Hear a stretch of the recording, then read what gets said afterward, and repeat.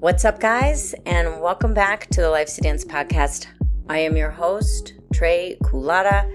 Thank you, as always, for pressing play and deciding to spend your time with me, because I know that your time is precious. So it means a lot that you would support me, my channel, and my mission to help each and every one of us, myself included, untangle all that crazy shit that's going on up in our heads, handling things that come up unexpectedly in our lives so that we can be our most authentic selves, live our most authentic lives, and experience more joy, more purpose, and all those fun things that go along with it. Today, I am going to challenge you to think about a time where you had to be strong and resilient. Because over the past few months, I have had to channel inner strength that I didn't even know that I had. I feel as though I was like on the verge of a mental breakdown. And I know for a fact that I had several periods where, lapses where I did have a mental breakdown and just, I'm crying, I'm angry, I'm feeling so overwhelmed with all these emotions. But what's crazy about all of that is that when you get to a point where emotionally you accept where you're at and you feel as though you've kind of moved past or moved through, I should say, whatever the obstacle might be. For some people, it might be a bad breakup. Maybe you had a death in the family like me. Maybe you're dealing with some very serious health problems, or maybe a job loss, financial struggles, something that really delivers that whopper of a blow to an otherwise kind of even keel life. Once you move through it and you can look back, you say, hey, I got through that. How did you feel while you were going through it? I know while I was going through not only the chaos of building a tiny house, but losing my mom, I was feeling very hopeless. Hopeless, anxious, worried, frustrated, angry. So many fucking things. Just a melting pot of negative emotions that felt like it was consuming me. And I didn't feel like I was ever really going to stop feeling this way.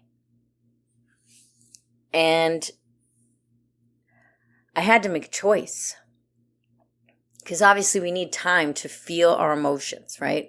We need to have time to process them. That's why they're there.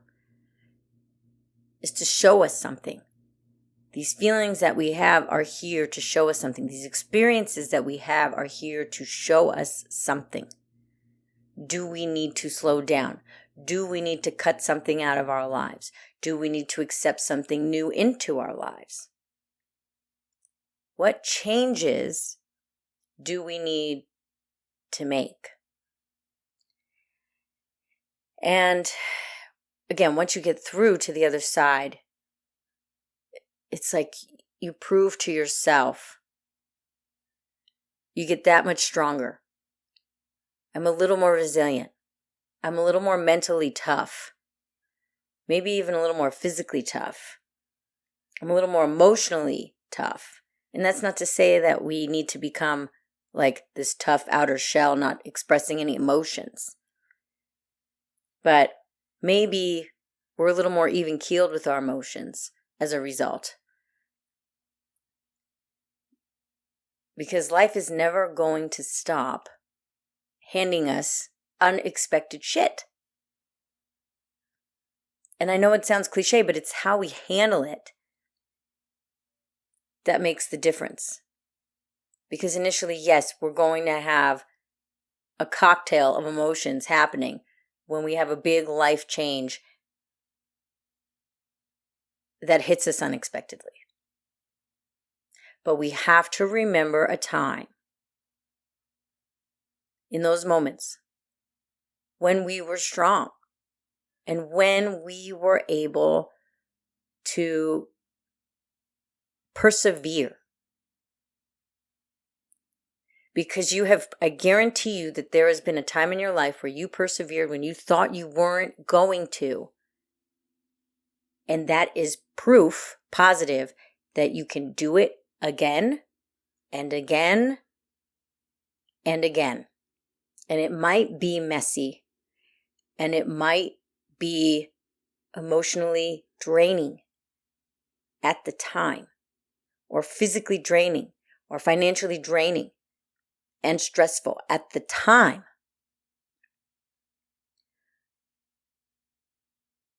But if you can remind yourself of that inner strength that you know you've already proven that you have inside of you, it's going to make it that much easier. Because each of us has our own journey. Each of us has our own path.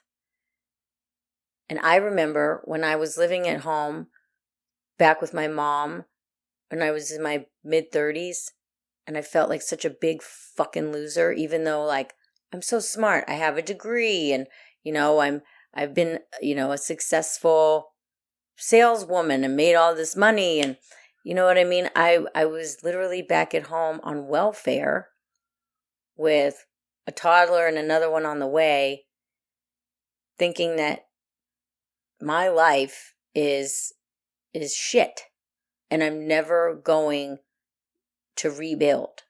And how am I going to do it with not just one kid, but two kids and then a fucked off dad? Sorry, I couldn't find a better way to put that. I was fucking hopeless and in financial straits, in so much fucking debt. How am I ever going to get out of this? And I managed to find a way. I took it one day at a time. And little by little, inch by inch, I started gaining momentum and eventually blew past what I ever thought I could have achieved. And now I invest in real estate and my kids are, happy and thriving, and you know what I mean? My life's not perfect. I just got hit with some bullshit yesterday that I don't want to get into, but I think that it's important for us to take time to remember.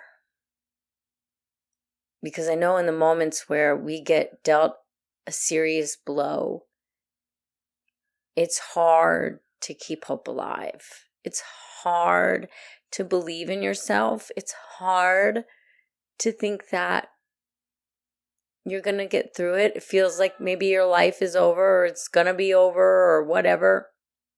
But we have to keep fighting. We have to be strong and we have to remember that we are strong. We have to remember that we have been strong and can do it again in those moments where life wants to fucking test us. Okay? So that's going to do it for today, guys. I hope you got something out of it. If you did, I would really appreciate a like or a share or a comment. Even if you didn't like it, share with me why. I always love to hear your thoughts. It's a conversation, not a one-way, dialogue. So, till next time, guys, I love you all. Let's dance.